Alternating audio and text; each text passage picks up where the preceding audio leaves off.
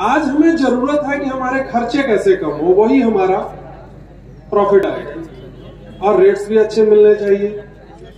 तो सबसे पहली जो चीज है कि हम खेती में ऑर्गेनिक कार्बन को कैसे बढ़ाएं, तो उसके लिए डंग को फर्मेंटेट करके आप खेतों में डालें।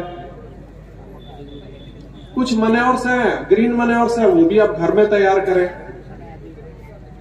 जो सबसे बड़ी समस्या आ रही है कि पानी भी हम जो देते हैं और बारिश जब होती है तो खेतों में पानी खड़ा होता है, जिससे फंगल जो है वो इंक्रीज होती है। तो फंगल इंक्रीज होती है तो बीमारियां जब बढ़ेगी तो प्रोडक्शन पे भी। आपके यहाँ जो समस्या है अभी संतरों में, वो निमाटोड्स है, रूट रॉट्स है, और जो देखने में तो हम बोलते हैं कि ये फाइटोथेरा हो गया, तो फाइटोथेरा भी जो आ रहा है वो भी है। और तो उसके लिए बहुत सारे मार्केट में जहर से जहर ही डालते जा रहे हैं। बना के रखी है कि आज 19 डाल दो, कल ये डाल दो, परसों वो डाल दो। रूटीन में हम लोग ये खादें डालते जाते हैं। एक्सेस ऑफ नाइट्रोजन, जब नाइट्रोजन आपकी खेती में बढ़ेगी, प्लांट्स में बढ़ेगी, ब्लैकिश ग्रीन आने के बाद आप कीड़ों को तो खुद ही इन्विटेशन दे रहे हैं, तो इंसेक्ट जो है वो अट्रैक्ट होते हैं। तो नाइट्रोजन को, और ये जो हम लिक्विड उर्वरक दे रहे हैं डेली की सिस्टम में, इसको कम करना पड़ेगा। बीमारी हमारी सॉइल में है, तो उसके लिए क्या करें? तो ये रख रखाव की जो बातें हैं, इसकी गोडाई कितनी करनी है, रूट्स कहां तक है, 12 नून जहां तक उसकी शैडो जाती है वहां तक रूट्स हैं। और कई लोगों को तो मैंने देखा है कि गोडाई करने के टाइम में भी वो तने के पास में उसकी गोडाई खुदाई करते हैं, जबकि वहां मिट्टी लगानी चाहिए 2-2.5 फुट छोड़ के, उसके बाद गोडाई करनी चाहिए। पानी देने का सिस्टम, ड्रेनेज का सिस्टम, तो ये तो हमारे बुजुर्ग कहते होते थे कि अरे इसकी तो जड़ों में पानी दे दिया। तो आप लोग जो पानी छोड़ते हो तो उसकी जड़ों में छोड़ते हो। पौधों को तो सिर्फ भाप चाहिए, मॉइस्चर चाहिए, ना कि पानी में डुबाना। ये भी हमारी पद्धति बहुत गलत है। तो बहुत सारी चीजों को हमारे किसान भाई अगर वो समझना शुरू करेंगे तो हमें बहुत फायदा मिलेगा।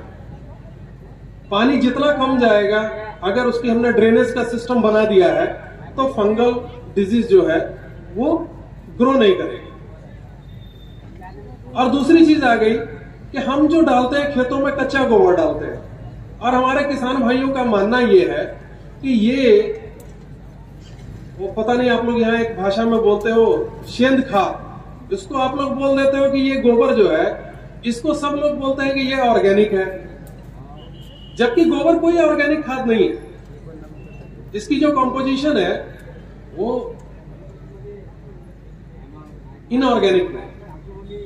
जब तक आप इसको, अभी एग्रीकल्चर डिपार्टमेंट ने बहुत सारे कल्चर निकाले हैं जिससे आप इसको फर्मेंटेट करो।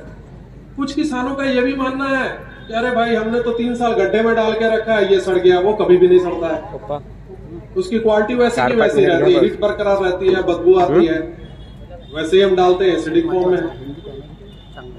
तो हमें चाहिए कि गोबर जो है उसको हम फर्मेंटेट करके डालें, फर्मेंटेड बायो मैन्योर में कन्वर्ट करके डालें, तो इससे आपको बहुत ज्यादा बेनिफिट मिलेगा।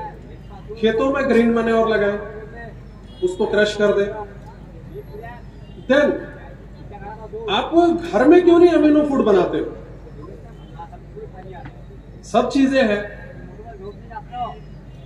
जो खेती की बात है, मैं तो एक छोटी सी बात आपसे करने लगा हूं कि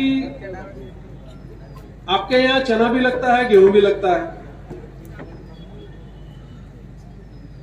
तो बात आ गई यहां कि भाई हमने 2 बैग डीएपी डाल दी, 2 बैग यूरिया भी डाल दिया, पोटाश भी डाल दी, मॉइस्चर था हमने स्विंग कर दिया। नहीं, बराबर है भाई, अंकुरण हुआ, बीज ने फुटाव किया, 4-6 पत्ते ऊपर निकल आए। तो अगर 2 महीने उसको 1.5 महीना सनलाइट ना मिले तो आप प्रोडक्शन ले लोगे? तो लोगों का जवाब रहता है नहीं। तो जब ये चीज समझ में आ जाए 76% nitrogen in atmosphere, how to fix, इसको फिक्स करना सीखना,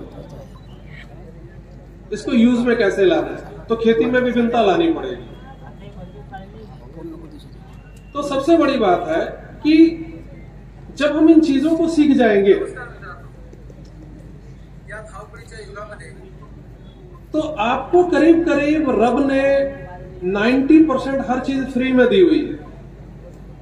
वेट एंड वॉच की हमारे पास पॉलिसी ही नहीं है। प्लांट फूड जो तैयार करता है वो सनलाइट से तैयार करता है।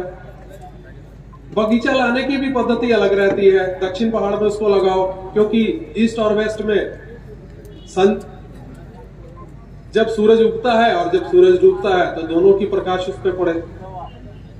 तो बहुत सारे तरीके हैं। इस पे तो लेक्चर पे बात करो, सारा दिन बात करते रहो तो बात खत्म नहीं होती।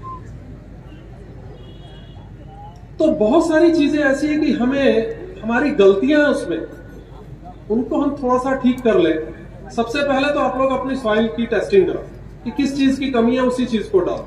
और अंधाधुन उर्वरक डालने की जरूरत नहीं है, अंधाधुन फॉलियर स्प्रे करने की जरूरत नहीं है। यहां पर मेरी कुछ बातें हुई थी, बोले कि संतरे में प्रॉब्लम है, साइज नहीं बनता है, मम्स नजर आते हैं, ऊपर निप्पल बन जाता है। दरअसल बात तो यह है कि उसको फूड नहीं मिल रहा। जड़ों में निमाटोड्स की प्रॉब्लम है, दूर तो उसको करना है। व्हाइट रूट्स बढ़ेंगे, फूड वो ज्यादा उठाएगा। और फिर ड्रॉपिंग, जब साइट्रोसिला आता है तो ब्लैक वाले जो उसमें रह जाते हैं थोड़ा बहुत, तो फंगल ग्रो होती है। संतरा ड्रॉप क्यों होता है? जब उसका डंडल से लगा हुआ संतरा है, अगर वो डंडल ग्रीन है तो तूफान आए तब भी नहीं गिरेगा। तो उसको जब फूड नहीं मिलता है तो वो पीला पड़ता है, तो ड्रॉपिंग भी होती है, उससे गलन भी है। कुछ लोग अपनी अपनी भाषा में अलग अलग बातें करते हैं।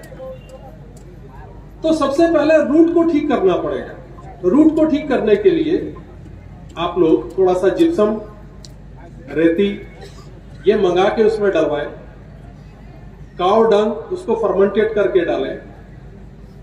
पानी देने का जो सिस्टम है, ड्रेनेज का सिस्टम है, इसको आप ठीक करें। संतरे की सारी समस्याएं धीरे धीरे खत्म होती जाएगी, क्योंकि ब्लैक सॉइल है सर। यहां पर जब तक आप लोग इसको ड्रेनेज का सिस्टम सही नहीं ना होगा तब तक ये दिक्कतें रहेगी। तो इसके लिए आज डॉक्टर साहब भी बात कर रहे थे, तो मेरे को मराठी तो कुछ रियलिटी है कि समझ में नहीं आती है, तो कुछ कुछ बातें मेरे नॉलेज में आई, तो बहुत अच्छा आपको वो भी बताने वाले हैं। तो संतरों की जो समस्या है सर, बस फंगल ग्रो है, निमाटोड्स है, व्हाइट गर्व है और फाइटोथोरा। तो ये सारी जमीन से ही चलती है।